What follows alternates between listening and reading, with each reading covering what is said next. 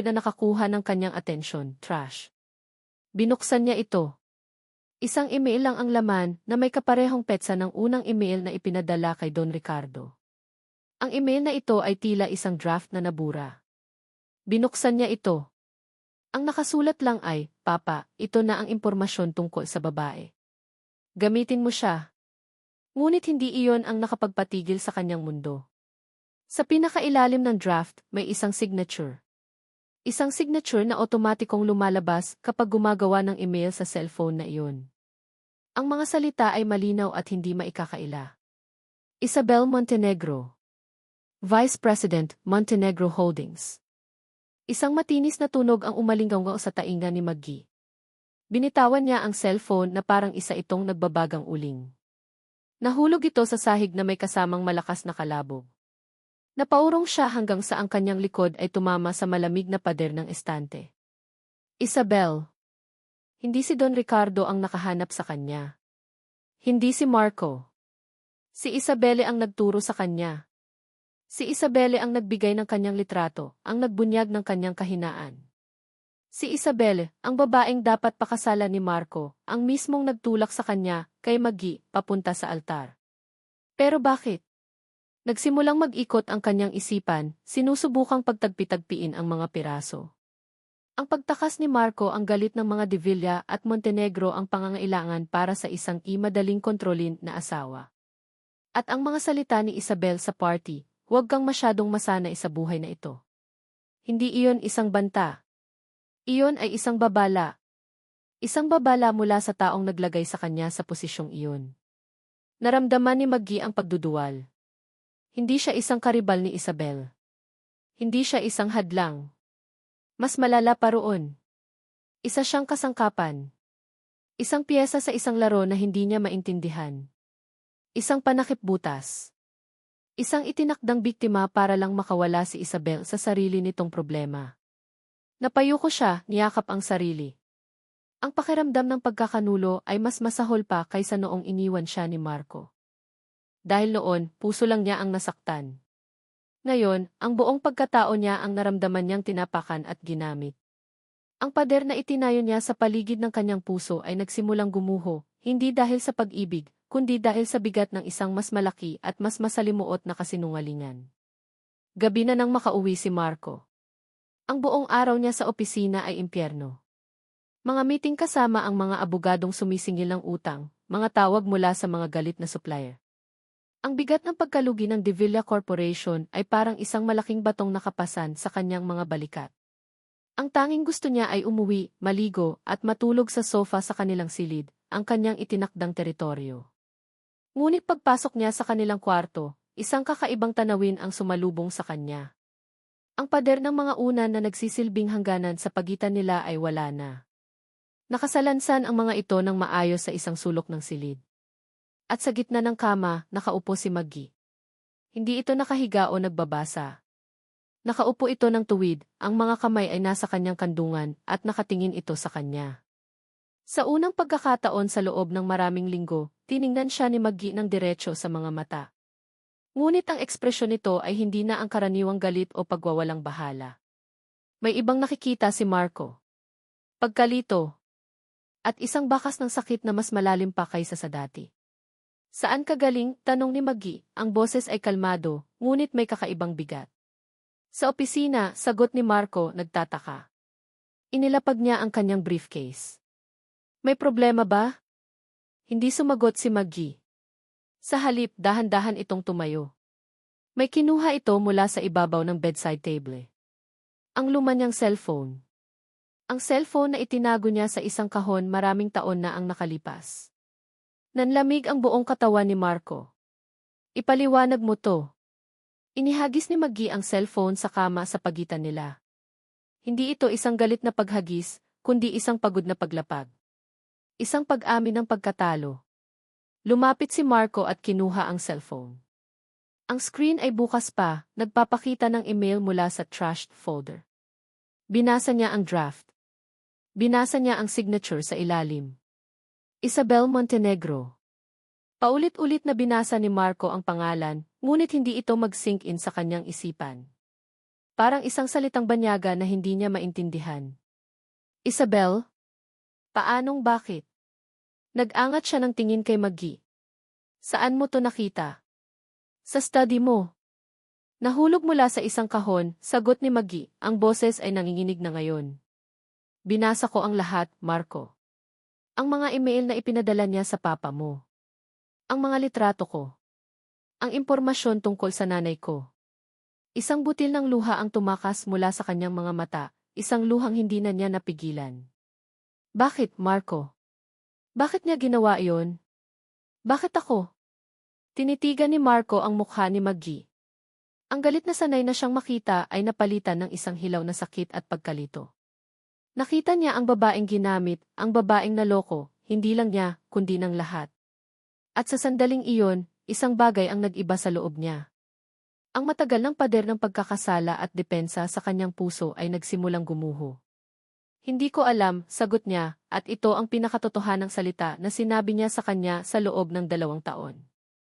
Ang kanyang boses ay puno ng pagkabigla at dahan-dahang namumuong galit, galit hindi para kay Maggie, kundi para kay Isabelle. Wala akong alam dito, Maggie.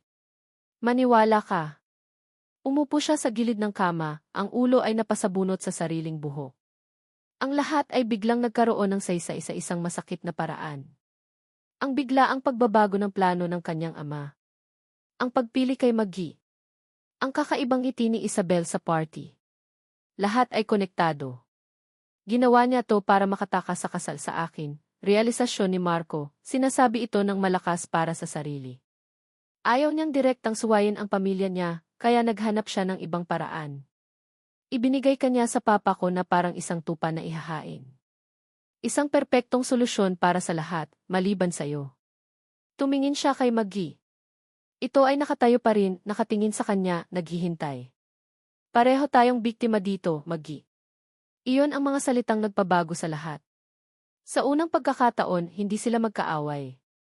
Sa unang pagkakataon, hindi sila ang manloloko at ang biktima. Sila ay 2 tao na parehong naipit at ginamit sa isang masalimuot na laro ng kapangyarihan. Umupo si Maggie sa kabilang dulo ng kama, pinapanatili pa rin ang distansya, ngunit hindi na ito ang distansya ng galit. Ito ay distansya ng pag-iingat, ng pag-iisip. Ang sabi niya sa akin sa party, mahinang sabi ni Maggie, ay huwag daw akong masanay sa buhay na to, ngayon naiintindihan ko na. Alam niyang pansamantala lang ang lahat ng ito. Alam niyang isa lang akong piyesa. Hindi ka piyesa, Maggie, mariing sabi ni Marco, ang boses ay puno ng determinasyon na hindi niya alam na taglay niya. Hindi ako papayag. Sa unang pagkakataon sa loob ng napakatagal na panahon, hindi pagtakas ang unang pumasok sa isipan ni Marco. Hindi pagsuko, kundi paglaban. Isang apoy ang nagsimulang mag-alab sa kanyang dibdib. Isang galit para sa kawalang katarungan na ginawa sa kanila. Kailangan nating malaman kung ano talaga ang plano niya, sabi ni Marco, mas para sa sarili kaysa kay Maggie. Kung bakit niya ito ginawa. May mas malalim pang dahilan dito. Nag-angat ng tingin si Maggie. At ano ang gagawin natin? Magtutulungan tayo, sagot ni Marco, nakatingin ang diretso sa mga mata nito. Para sa ngayon, kalimutan muna natin ang nakaraan. Kalimutan muna natin ang Laguna. Ang mahalaga ay ang ngayon. Kailangan nating maging kakampi. Isang mahabang katahimikan ang namagitan sa kanila. Tinitimbang ni Maggie ang kanyang mga salita. Ang pagtitiwala ay isang bagay na matagal na niyang ibinasura. Ngunit ang katotohanang natuklasan niya ay mas malaki pa kaysa sa personal na galit niya kay Marco. Nakita niya sa mga mata nito ang parehong pagkabigla at galit na nararamdaman niya. Dahan-dahan tumango si Maggie. CJ. Kakampi. Habang sila ay nakaupo roon, pinaplano ang kanilang susunod na hakbang, ang pinto ng kanilang silid ay marahang bumukas ng walang katok. Pumasok si Don Ricardo, ang mukha ay seryoso. Natigilan ito nang makita sila, nakaupo sa iisang kama, nag-uusap ng seryoso. Isang ngiti ang sumilay sa mga labi ng matanda, isang ngiting hindi umabot sa kanyang mga mata. Mukhang nagkakamabutihan na kayo, sabi ni Don Ricardo, ang boses ay may pahiwatig ng pag-apruba, ngunit ang mga mata ay puno ng hinala. Magaling! Magaling! Ang pagdating nito ay isang malamig na paalala. Ang kanilang bagong alyansa ay hindi lang laban kay Isabelle. Ito ay laban sa lahat. Sa mga sumunod na araw, isang bagong uri ng katahimikan ang namayani sa pagitan ni Marco at Maggie. Hindi na ito ang malamig na katahimikan ng galit, kundi isang tahimik na pagkakaintindihan. Nag-uusap sila, hindi tungkol sa Laguna o sa kanilang mga nasirang puso, kundi tungkol sa kanilang plano. Gabi-gabi, pagka-uwi ni Marco mula sa opisina, umuupo sila sa magkabilang dulo ng sofa sa kanilang silid, nagpapalitan ng mga ideya at impormasyon na parang dalawang general na naghahanda para sa isang digmaan. Sa unang pagkakataon, nakita ni Maggie ang ibang Marco. Hindi ang mayabang na heredero, hindi ang duwag na sisingo. Nakita niya ang isang lalaking matalino, determinado, at sa kabila ng lahat, may prinsipyo. Isang maliit at marupok na pag-asa ang nagsimulang tumubo sa puso ni Maggie, ang pag-asa na marahil, sa dulo ng lahat ng ito, mayroon pang pwedeng ayusin. Isang hapon, habang binibisita niya ang kanyang ina sa ospital, isang nurse na malapit sa kanya ang lumapit. "Ma'am Maggie, buti po dumating kayo. Alam niyo po, may bisita po si nanay kanina, ang aga-aga," masayang kwento ng nurse habang inaayos ang dextrose. "Talaga? Sino raw?" tanong ni Maggie, iniisip na baka isa sa mga dati nilang kapitbahay. "Nako, hindi ko po kilala, pero grabe, ma'am. Social. Nakasakay sa isang itim na kotse, tapos ang tindig, parang hari. Isang makapangyarihang lalaki po talaga," sabi ng nurse, puno ng paghanga. Sandali lang naman po siya, pero pag alis niya, sabi ng head nurse, tumawag daw po ang billing office. Lahat daw po ng gastusin ni nanay, bayad na hanggang sa susunod na buwan. Napatigil sa pagbabalat ng mansana si Maggie. Ang hawak niyang kutsilyo ay nanigas sa kanyang kamay. Isang makapangyarihang lalaki. Isang itim na kotse. Isang biglaang pagbabayad. Iisa lang ang taong kaya at gagawa niyon. Si Don Ricardo. Isang pamilyar na kilabot ang gumapang sa kanyang likuran, mas malamig pa kaysa sa aircon ng ospital. Hindi ito isang gawa ng kabutihan. Alam niya iyon. Ito ay isang paalala. Isang pagpapakita ng kapangyarihan. Isang paghahanda para sa isang atake. Kinagabihan, nagkatotoo ang kanyang pangamba. Habang nag-iisa siya sa kanilang silid, naghihintay kay Marco, tumunog ang kanyang cellphone. Isang hindi rehistradong numero. Nanginginig ang kamay na sinagot niya ito. "Hello? Magdalena." Ang boses sa kabilang linya ay malamig, kalmado, at puno ng otoridad. Kilala niya ang boses na iyon. Ang boses ng kanyang biyenan. "Don Ricardo," sagot niya, pilit na pinatatatag ang sariling boses. "Mabutit kilala mo pa ako," sabi ng matanda. "Nabalitaan kong masyado kang nagiging abala kasama ng aking anak. Mga investigasyon. Mga plano. Mga kalokohan." Hindi umimik si Maggie. Ang hangin sa kanyang baga ay tila naubos.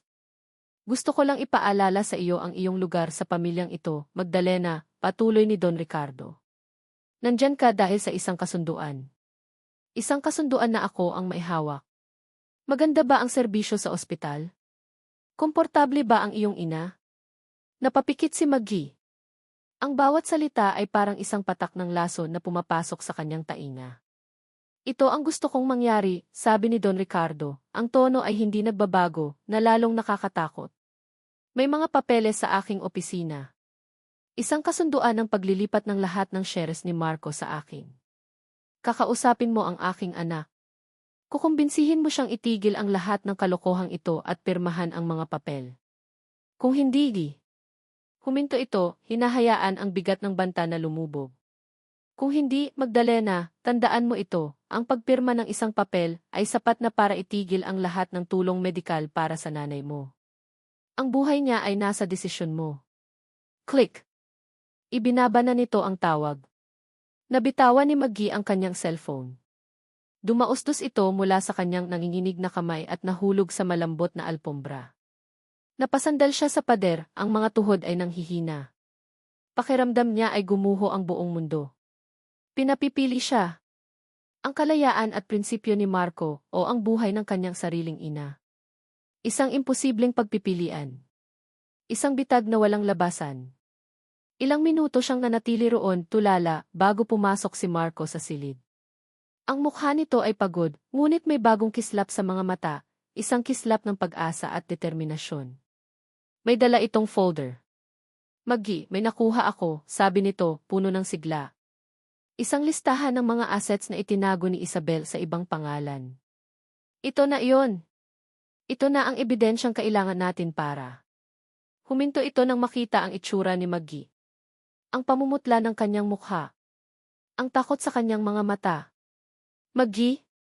Anong nangyari? Tiningnan ni Maggie si Marco, ang lalaking nagsisimula ng maniwala muli, ang lalaking sa wakas ay natututong lumaban. Nakita niya ang bagong pag-asa sa mga mata nito. Isang pag-asa na siya mismo ang papatay ngayong gabi. Huminga siya ng malalim, hinugot ang lahat ng natitirang lakas, at itinayo ang isang pader na yelo sa paligid ng kanyang puso. Tumingin siya kay Marco, ang kanyang mukha ay blanko, ang kanyang mga mata ay walang emosyon. Itigil mo na to, Marco, sabi niya, ang boses ay mahina ngunit pinal. Lahat ng ito. Itigil mo na. Natigilan si Marco. Anong ibig mong sabihin? Pagod na ako, sabi ni Maggie, ang bawat salita ay parang bubog na sumusugat sa sarili niyang lalamunan. Pagod na ako sa laban na ito. Hindi natin sila kaya. Kaya itigil mo na. Pumirma ka na lang sa kahit anong gusto ni Don Ricardo. Sumuko ka na. Tinitigan siya ni Marco, ang kanyang mukha ay nagpapakita ng sunod-sunod na emosyon, pagkalito, pagkabigla, at pagkatapos isang dahan-dahang namumuong sakit at pagkakanulo. Umiling ito, hindi makapaniwala sa kanyang naririnig. Ang lalaking naging kakampi niya, ang lalaking nagsimula niyang pagkatiwalaan, ay ngayon nakatingin sa kanya na parang isang kaaway.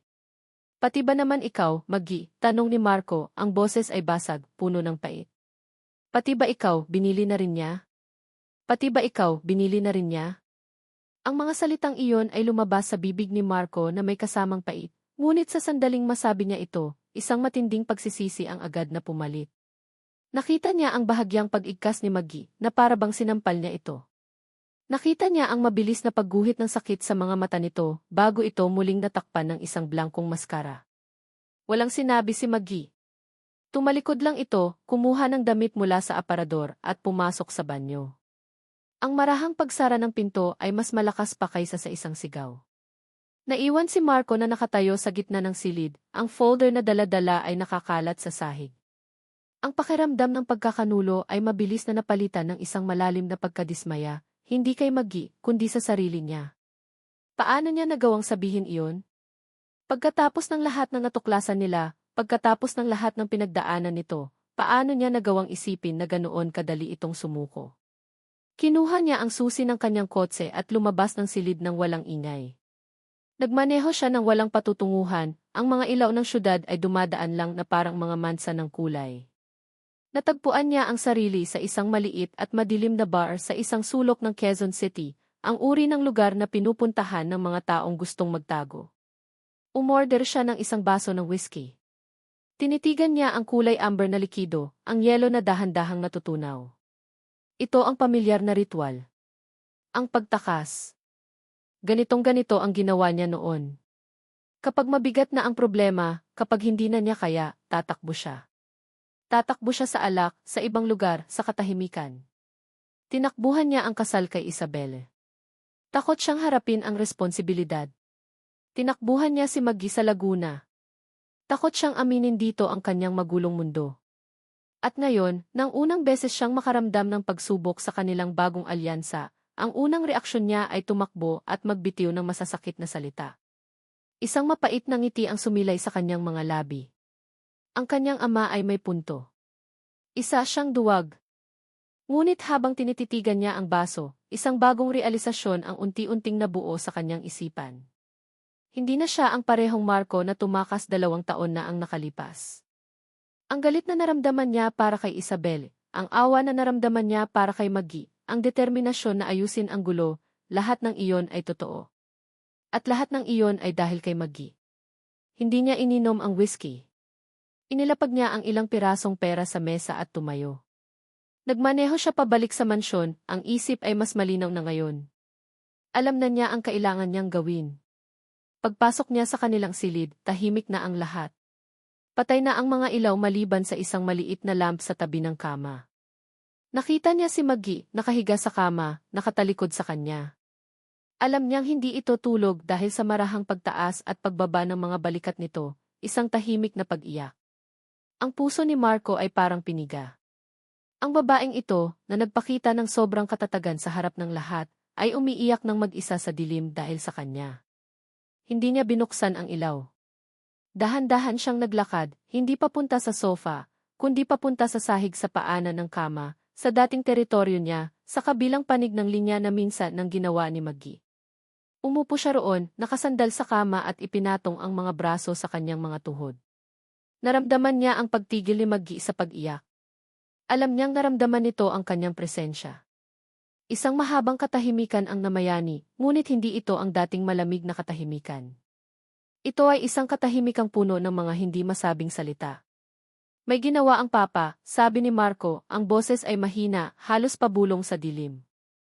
Hindi ito isang tanong, kundi isang pahayag. Tinakot ka niya. Ginamit niya ang nanay mo. Hindi gumalaw si Maggie, ngunit sapat na ang pananahimik nito bilang sagot. Nagpatuloy si Marco, ang mga mata ay nakatuon sa sahig. Patawad, Maggie. Patawad sa sinabi ko kanina. Mali ako. Alam kong mali ako. Huminga siya ng malalim. Oras na. Oras nang itapon ang lahat ng maskara. Tumakbo ako noon, Maggie, pag-amin niya, ang boses ay basag. Nang umalis ako sa Laguna, tumakbo ako. Hindi dahil hindi ka mahalaga. Umalis ako dahil natakot ako.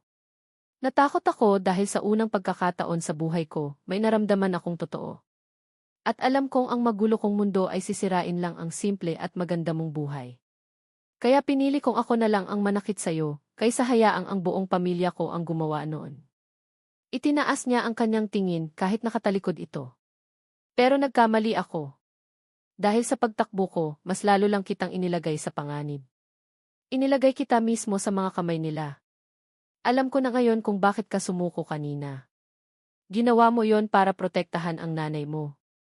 Ginawa mo yon para protektahan ako. At iyon ang pinakamatapang na bagay na nakita kong gawin ng isang tao. Naramdaman niya ang marahang paggalaw sa kama. Dahan-dahang umupo si Maggie, ang kumot ay nakapulupot pa rin sa kanya. Sa dilim, nakita niya ang silhawete ng mukha nito, ang mga mata ay nakatingin sa kanya. Pagod na akong tumakbo, Maggie, sabi ni Marco, ang boses ay puno ng bagong determinasyon. Pagod na akong maging duwag. Haharapin ko sila. Haharapin ko ang papa. Haharapin ko si Isabel.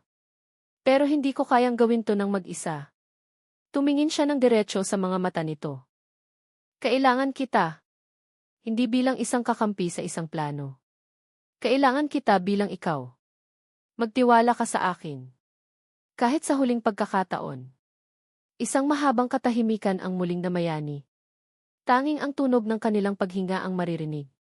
Tinititigan ni Maggie si Marco, ang mga mata nito ay nagsusuri, naghahanap ng kahit anong bahid ng kasinungalingan. Ngunit wala itong nakita. Ang nakita nito ay isang lalaking hubad ang kaluluwa, inaamin ang lahat ng kanyang pagkakamali. At pagkatapos, sa isang kilos na hindi inaasahan ni Marco, dahan-dahang gumalaw si Maggie. Ibinaba nito ang kanyang mga paa mula sa kama. Dahan-dahan itong tumayo. At sa unang pagkakataon, kusang loob nitong tinawid ang hindi nakikitang linya na matagal nang naghihiwalay sa kanila. Umupo ito sa sahig sa tabi niya, ang mga balikat nila ay halos magkadikit. Hindi ito nagsalita. Ngunit sa isang kilos na mas makapangyarihan pa kaysa sa anumang salita, dahan-dahan nitong inilapat ang kamay sa ibabaw ng kamay ni Marco. Ang init ng palad nito ay parang kuryenteng gumapang sa buong katawan ni Marco. Isang init na matagal na niyang kinalimutan. Isang init na nangangahulugan ng pagtanggap. Nag-angat ng tingin si Maggie sa kanya, ang mga mata ay namumugto pa ngunit may bagong liwanag na ngayon. Ano ang plano mo? Ang boardroom ng De Villa Corporation ay malamig at tahimik, isang uri ng katahimikan na nagbabadya ng isang bagyo. Ang mahabang mesa na yari sa dark mahogany ay kumikinang sa ilalim ng mga nakatagong ilaw. Sa labas ng malaking bintana, ang kalangitan ng Makati ay kulay abo, na tila nakikiramay sa tensyon sa loob ng silid. Nakaupo si Marco sa isang dulo ng mesa, ang kanyang postura ay tuwid at kalmado, isang malaking kaibahan sa Marco na laging yumuyuko sa harap ng kanyang ama. Sa tapat niya, sa kabilang dulo, nakaupo si Don Ricardo de Villa, ang kanyang mukha ay kasing tigas ng bato. Sa tabi nito ay si Isabel Montenegro, nakasuot ng isang puting power suit. Ang kanyang ngiti ay matamis, ngunit ang mga mata ay matalas na parang isang lawin na nagmamasid sa kanyang biktima. Naroon din ang ilang piling miyembro ng board. Ang kanilang mga mukha ay nagpapakita ng pag-aalala at pag-usisa. Salamat sa pagdalo ninyong lahat, simula ni Don Ricardo, ang boses ay umalinggaw sa silid. Pinatawag ko ang emergency meeting na ito para sa isang napakahalagang anunsyo. Dahil sa kasalukuyang kalagayan ng kumpanya, at sa kawalan ng kakayahan ng aking anak na pamunuan ito, nagdesisyon akong Ako ang magpapatuloy, Papa, putol ni Marco, ang kanyang boses ay hindi malakas, ngunit puno ng otoridad na ikinagulat ng lahat, lalo na ng kanyang ama. Tumingin sa kanya si Don Ricardo, ang mga mata ay nanlilisik. Ngunit bago pa ito makapagsalita, tumayo si Marco. Alam ko ang iniisip ninyong lahat, sabi ni Marco, ang tingin ay inilipat sa bawat miyembro ng board. Alam kong alam ninyo na ang De Villa Corporation ay nalulunod sa utang. At alam ko na ang solusyon na inilatag sa inyo ay ang isang friendly merger sa Montenegro Holdings na kinakatawan ni Miss Isabel Montenegro. Isang mayabang ngiti ang sumilay sa mga labi ni Isabel. Tumango ito sa board na parabang sinasabing, ako ang inyong tagapagligtas. Ngunit narito ako ngayon para sabihin sa inyo na ang solusyong iyan ay hindi isang pagliligtas, patuloy ni Marco. Ito ay isang panlilinlang. Narinig niya ang mga bulungan sa paligid ng mesa. Ang mukha ni Don Ricardo ay nag-aapoy na sa galit. Marco, umupo ka, utos ng matanda. Ngunit hindi na tinag si Marco. Sa halip, kinuha niya ang isang maliit na digital recorder mula sa kanyang bulsa at inilagay ito sa gitna ng mesa. Pinindot niya ang play. Isang pamilyar na boses ang umalinggaw sa silid, ang boses ni Isabel. Of course, it's a hostile takeover, you idiot. Pero hindi nila kailangang malaman iyon. Once get my hands on the Villa's distribution lines, I'll bleed them dry and absorb everything. Don Ricardo is too proud to see it, and Marco is too weak. Ang boses ng isang lalaki ay sumagot sa recording, paano ka nakakasiguro? Paano kung lumaban si Marco? Narinig ang tawa ni Isabel sa recording, isang tawang malamig at mapanlait. He won't. I made sure of that. His new wife will keep him in line. The provincial girl. She's the insurance policy. Pinatay ni Marco ang recorder. Ang katahimikan sa silid ay nakakabingi. Ang lahat ng mga mata ay nakatuon kay Isabel, na ang mukha ay namumutla na parang papel. Ang matamis na ngiti ay naglaho, napalitan ng purong gulat at galit. This is fabricated.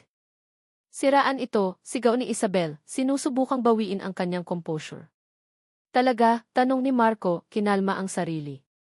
Ang lalaking kausap mo sa recording na iyan ay ang dati mong assistant na handang tumestigo sa korte. At mayroon pa. Ibinukas ni Marco ang isang folder na dala niya at ipinakita sa screen sa likod niya ang isang serye ng mga dokumento, mga bank transfer, mga shell company na nakapangalan sa mga kamag-anak ni Isabel. Lahat ay nagpapakita ng isang sistematikong plano para unti-unting bilhin ang mga utang ng De Villa Corp sa pamamagitan ng third parties.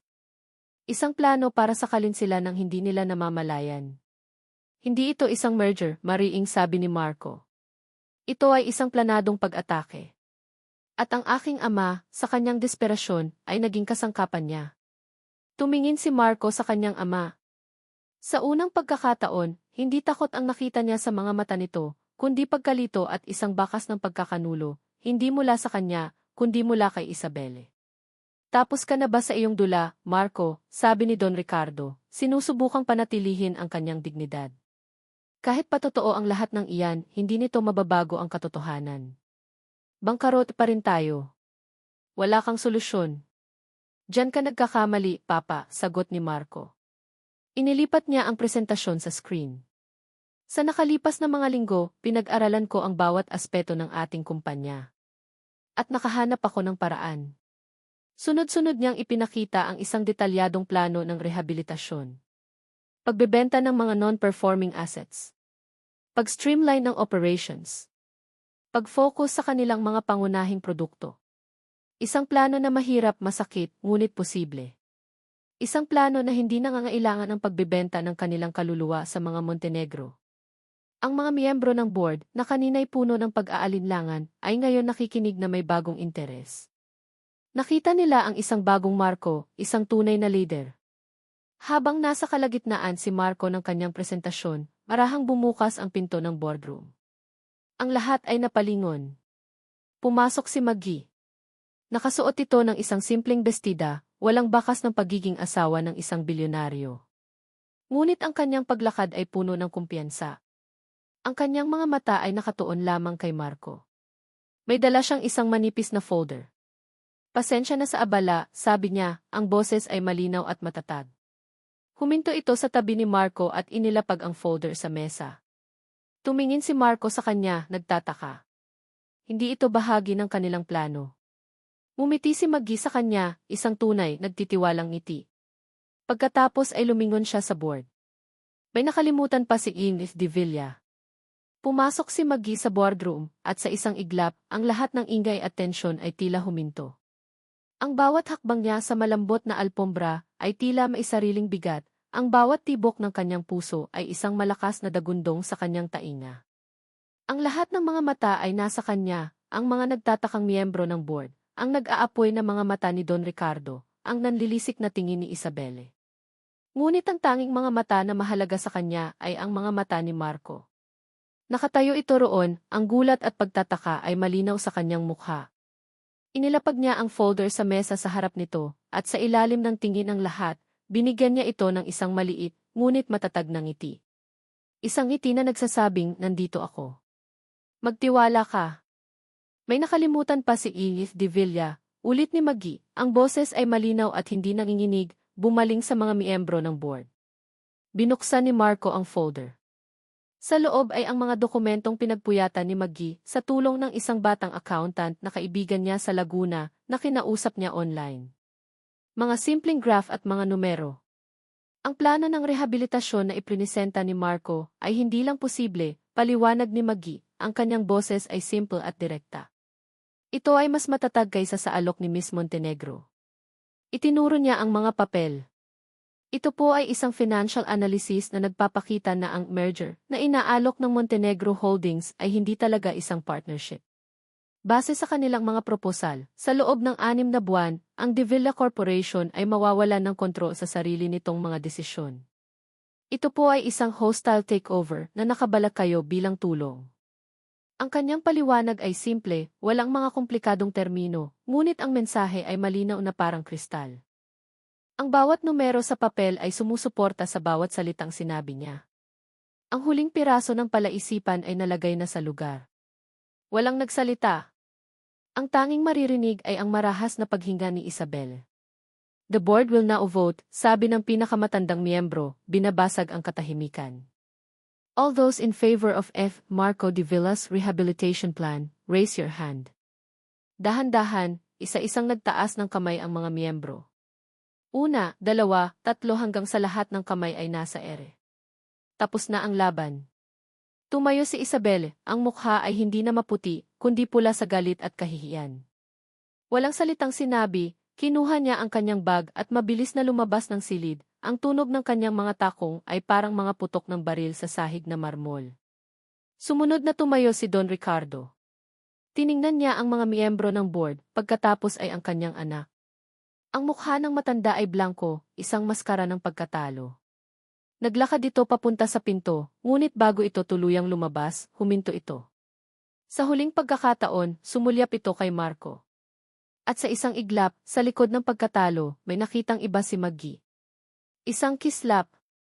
Isang bagay na halos kamukha ng paghanga. Pagkatapos ay naglaho na ito. Naiwan sila ni Marco sa tahimik na boardroom. Tumingin sila sa isa't isa, at sa unang pagkakataon, isang tunay at hindi pilit na ngiti ang namutawi sa kanilang mga labi. Salamat, bulong ni Marco. Walang anuman partner, sagot ni Maggie, at pareho silang natawa. Kinagabihan, dinala siya ni Marco sa isang lugar na hindi niya inaasahan. Hindi sa isang mamahaling restaurant o isang magarang bar. Naglakad sila sa tabi ng ilog Pasig. Ang amoy ng ilog at ng hangin ng gabi ay humahalo sa ingay ng mga sasakyan sa malayo. Sa kabila ng hindi perpektong tanawin, may isang kakaibang kapayapaan sa lugar na iyon. Hindi ko alam kung bakit dito, sabi ni Marco, habang nakatingin sila sa maruming tubig na sinasalamin ang mga ilaw ng syudad. Pero parang totoo. Walang pagkukunwari. Tumango si Maggie. Gusto ko rito. Naglakad sila ng walang imik sa loob ng ilang minuto. Ito na ang sandali. Ang sandali para pag-usapan ang isang bagay na mas malalim pa kaysa sa negosyo at mga kasinungalingan. Maggie, simula ni Marco, huminto sila sa paglalakad. Humarap ito sa kanya, ang mga mata ay seryoso. Tungkol sa Laguna.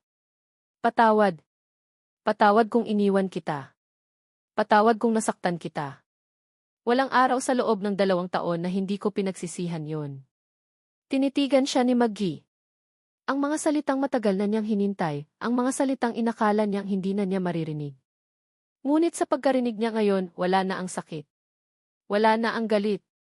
Ang natira na lang ay isang malalim na pag-unawa.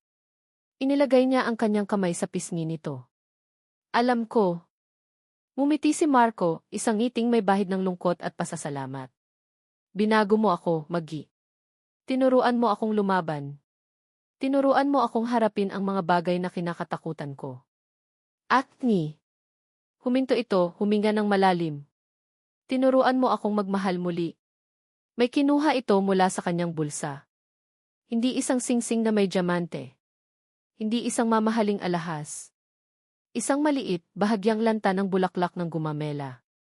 Katulad ng mga bulaklak na pinitas nito para sa kanya sa tabi ng lawa sa Laguna.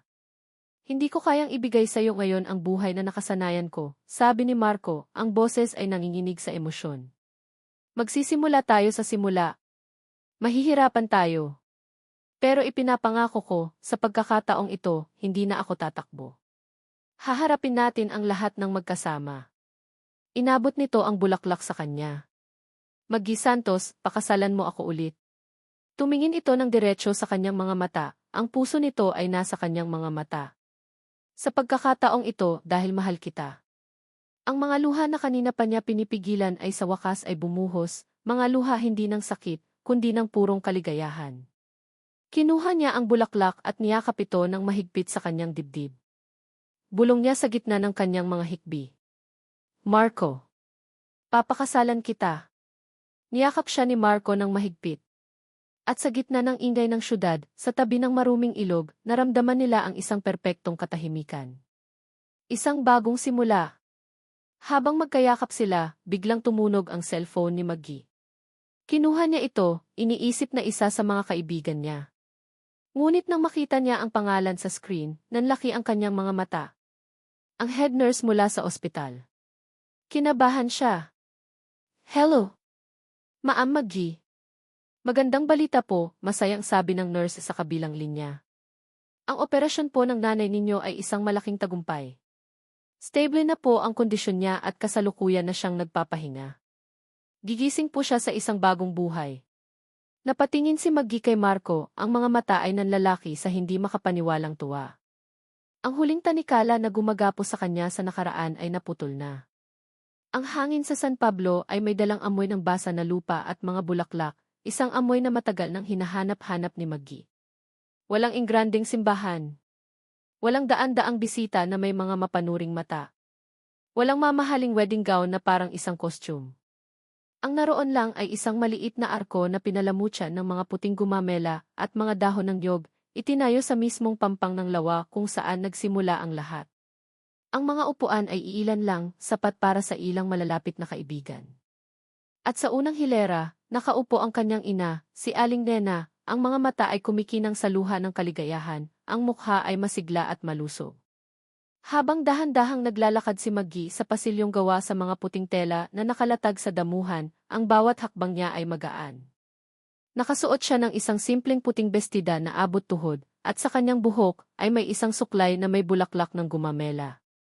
Sa kanyang kamay, hawak niya ang isang maliit na baukwet ng mga parehong bulaklak. Simple. Totoo. Ito ang kasal na para sa kanya. Sa dulo ng pasilyo, naghihintay si Marco. Nakasuot lang ito ng puting polo at khaki pants, nakatayo roon, ang mga mata ay nakatuon lamang sa kanya. At sa mga matang iyon, nakita ni Maggie ang buong mundo, ang kanilang nakaraan, ang kanilang kasalukuyan, at ang pangako ng kanilang kinabukasan. Ito ang lalaking minahal niya, ang lalaking kinamuhian niya, at ang lalaking natutunan niyang mahalin muli ng mas buo at mas malalim. Nang makarating siya sa tabi nito, hinawakan ni Marco ang kanyang kamay. Ang init niyon ay totoo, ang higpit ng hawak ay nangangako. Humarap sila sa isang lokal na pastor, isang matandang kaibigan ng pamilya ni Maggie. Bago natin simulan ang seremonya, sabi ng pastor na may ngiti, nais daw munang magsalita ng ina ni Maggie. Dahan-dahang lumapit si Aling Nena sa kanila. Kinuha nito ang kamay ni Marco at inilapat sa ibabaw nito ang kamay ni Maggie. Tumingin ito kay Marco, ang mga mata ay seryoso, ngunit puno ng pagtanggap. Naisip ni Marco, ito na iyon. Ito ang paghuhusga. Ngunit sa mga mata ng ina ni Maggie, wala siyang nakitang galit. Ang nakita niya ay ang pagmamahal ng isang ina na handang ipagkatiwala ang kanyang pinakamahalagang yaman. Marco, sabi ni Aling Nena, ang boses ay matatag. Minsan mo nang sinaktan ang anak ko. Hindi ko iyon malilimutan. Ngunit nakikita ko sa mga mata mo ngayon ang pagsisisi at ang isang bagong pag-ibig na totoo. Huwag mo nang hahayaang mawala pa siya ulit. Alagaan mo ang anak ko. Opo, Nay. Pangako po. Buong buhay ko po siyang aalagaan, sagot ni Marco, ang boses ay basag sa emosyon. Ang salitang inay ay lumabas sa kanyang bibig ng natural, isang pag-amin ng isang bagong pamilya. Niyakap sila ng matanda bago bumalik sa kanyang upuan. At nagsimula na ang seremonya. Nang dumating ang oras para sa kanilang mga panata, unang nagsalita si Marco. Kumuha ito ng isang maliit na piraso ng papel mula sa kanyang bulsa, ngunit hindi ito tiningnan. Tumingin ito ng diretso kay Maggie. Maggie, simulan niya. Nakatayo ako sa harap mo ngayon, hindi bilang si Marco de Villa, ang heredero, at lalong hindi bilang si Singo, ang estranghero. Nakatayo ako rito bilang si Marco, ang lalaking duwag na natutong maging matapang dahil sa iyo. Naramdaman ni Maggie ang pag-init ng kanyang mga mata. Ang salitang duwag, na dati isang akusasyon, ay ngayon isang pag-amin, isang tanda ng kanyang pagbabago. Dati, ang alam ko lang gawin ay tumakbo, patuloy ni Marco. Tinakbuhan ko ang responsibilidad, tinakbuhan kita. Ngayon, sa harap mo at sa harap ng lawang ito na saksi sa lahat, ipinapangako ko, hindi na ako muling tatakbo. Sa halip, tatakbuhan kita palapit. Sa bawat pagsubok, sa bawat hirap, sa bawat umaga, ikaw ang hanapin ko. Ipinapangako kong bubuin ko ang bawat piraso ng pusong minsan kong sinira. Mahal kita, Maggie. Noon, ngayon at habang buhay. Ngayon ay pagkakataon na ni Maggie. Ang mga kamay niya ay nanginginig habang hawak ang mga kamay ni Marco. Marco, sabi niya, ang boses ay mahina. Sa loob ng 2 taon, nagtayo ako ng isang pader sa paligid ng puso ko. Isang pader na mataas at matibay, para siguraduhing wala nang makakapanakit sa akin ulit. Nakita ni Marco sa mga mata nito ang alaala ng sakit. Ang pader na iyon, ramdam na ramdam niya ang bawat bloke. At siya ang naglagay ng mga iyon doon. Pero ikaw din, patuloy ni Maggie, isang ngiti ang dahan-dahang sumilay sa kanyang mga labi, ang unti-unting gumiba sa pader na iyon.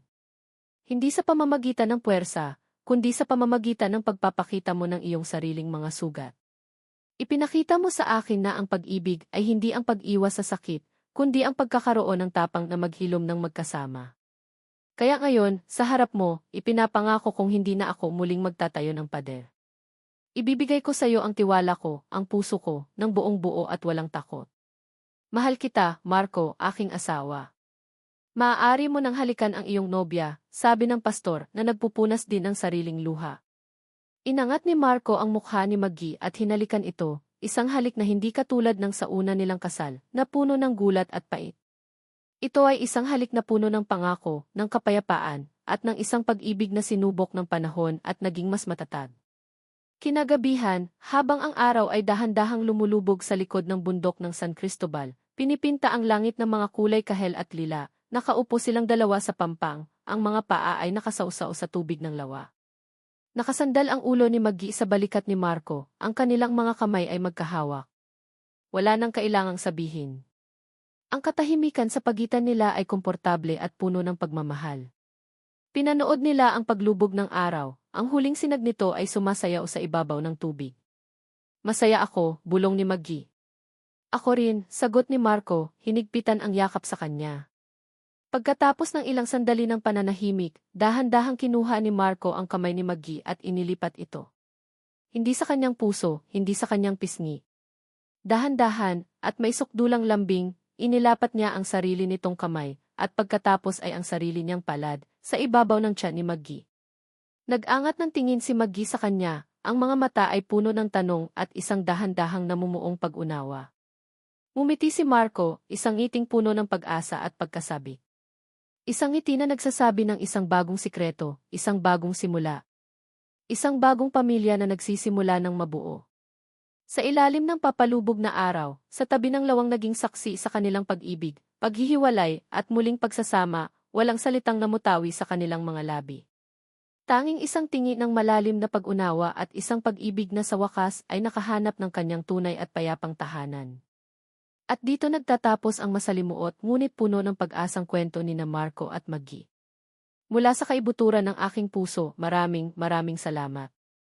Salamat sa inyong walang sawang pagsubaybay sa bawat kabanata, mula sa matamis na tag-araw sa Laguna hanggang sa mapait na mga gabi sa Maynila at pabalik sa isang mapayapang wakas. Sa bawat salitang aking isinulat, kasama ninyo akong kinilig, nasaktan, nagalit at umasa para kina Maggie at Marco. Ang kanilang paglalakbay ay naging paglalakbay na rin natin. Naramdaman natin ang bigat ng pagkakanulo at ang hirap ng pagpapatawad. Sapagkat ang kwentong ito ay higit pa sa isang simpleng love story. Ito ay isang paalala na ang tunay na pag-ibig ay hindi palaging isang payapang lawa. Minsan, ito ay isang malakas na bagyo na susubok sa ating katatagan. Ito ay isang paalala na ang pagpapatawad ay hindi para sa taong nakasakit sa atin, kundi para sa ating sariling kapayapaan. At higit sa lahat, ito ay isang paalala na laging may pag-asa at laging may pagkakataon para sa isang pangalawang simula. Ngayon, nais ko namang marinig ang inyong saloobin. Ano ang paborito ninyong eksena? Aling linya ang pinakatumatak sa inyo? Kay Marco o kay Maggie, kanino kayo pinakanakaramdam ng koneksyon? Ibahagi ninyo ang inyong mga naiisip sa comment section sa ibaba. Bawat komento ninyo ay isang inspirasyon. Muli ang aking taos-pusong pasasalamat. Hanggang sa susunod nating kwento.